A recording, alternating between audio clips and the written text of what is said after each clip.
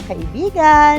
Nandito po kami ngayon sa Sitio Sentro, Barangay Rawis, Santo Tomas, La Union. Ipinagdiriwang po namin dito ang 8th Sanglad Festival, kung saan po atin pong sineselebrate at ginugunita taon-taon ang pagdating ni Apo Nuestra Señora Virgen del Mar Cautiva dito po sa Santo Tomas, La Union. At kasama ko po ngayon si Manang Florenda. Hi, Manang!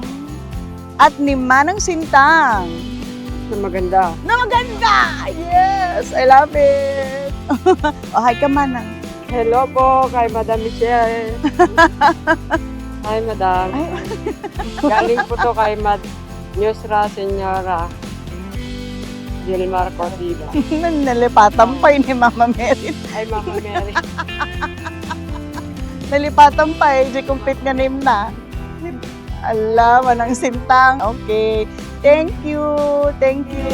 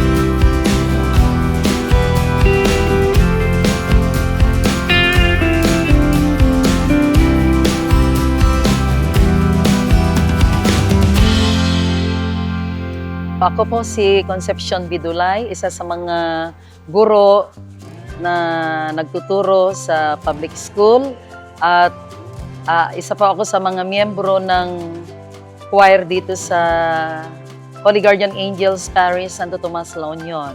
So sa ngayon po, tayo po ay nagsiselebrate ng 8th Sanglad Festival sa Santo Tomas, La Union.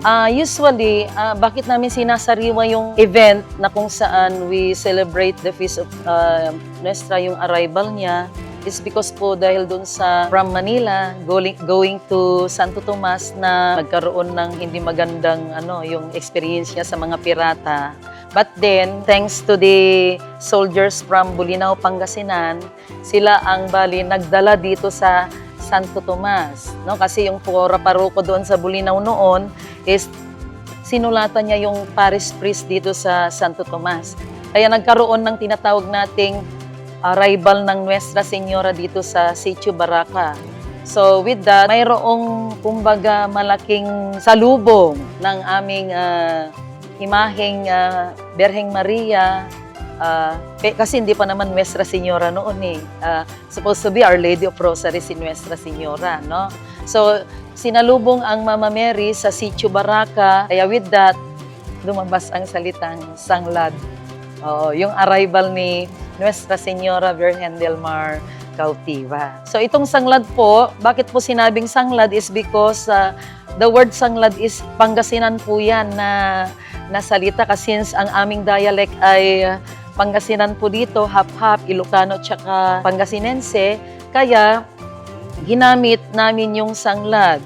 So ang original na salita nito ay galing kay Father Jojo Quesada.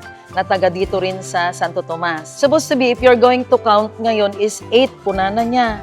But then, ang totoong umpisa ng Fluvial Parade is from the time of Father Jose Garland, 1979, high school pa ako noon.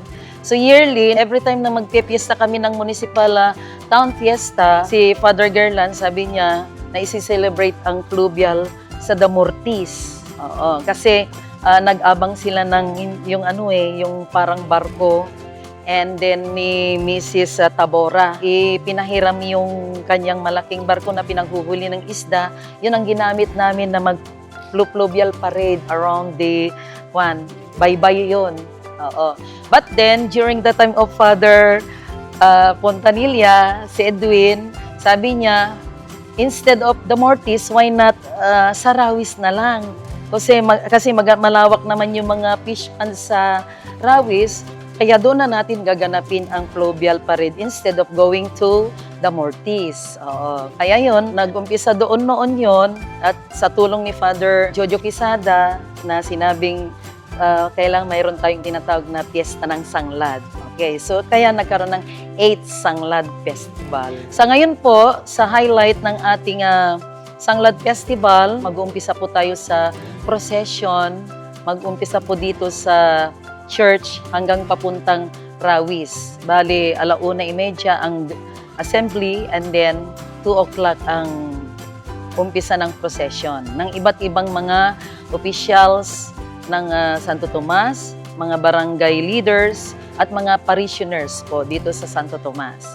And then after that, pagdating po namin dito sa Rawis, is magkakaroon ng kunting welcome ng mga officials doon.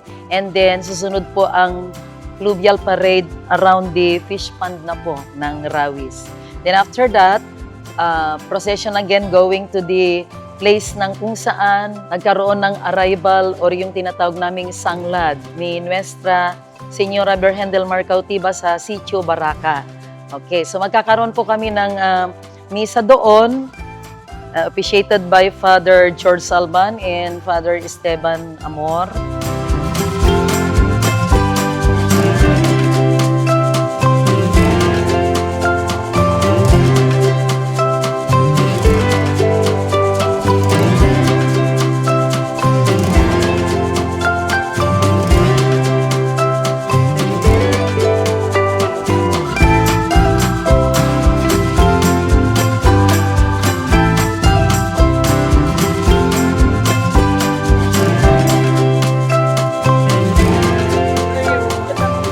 Thank you po.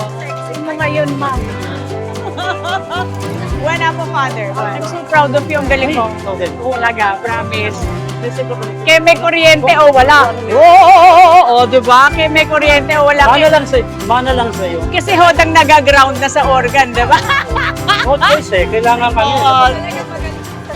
The show must go on. Oo, idol. See you. Sa tayo. Oo. Ma'am, thank you po. Opo naman. Opo. Mga idol ko.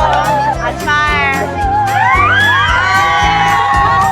Tayo po ay nakiisa at nasaksihan po nating lahat ang napaka-makabuluhan, very meaningful at napakasayang celebration po ng Sanglad Festival. Buong puso po tayong nagpapasalamat sa mga miyembro at kasapi po ng Holy Guardian Angels Parish, Shrine of Nuestra Señora Virgen del Mar Cautiba. We love you, Mama Mary. We love you, Apo Nuestra Señora Virgen del Mar Cautiba. Sa akin pong mga apo, kakabsat, mga ading dito po sa Santo Tomas, La Union, agkikita tayo manan next year. Apo, kakabsat, Intay Itandudo, ti Segundo Distrito, ti La Union.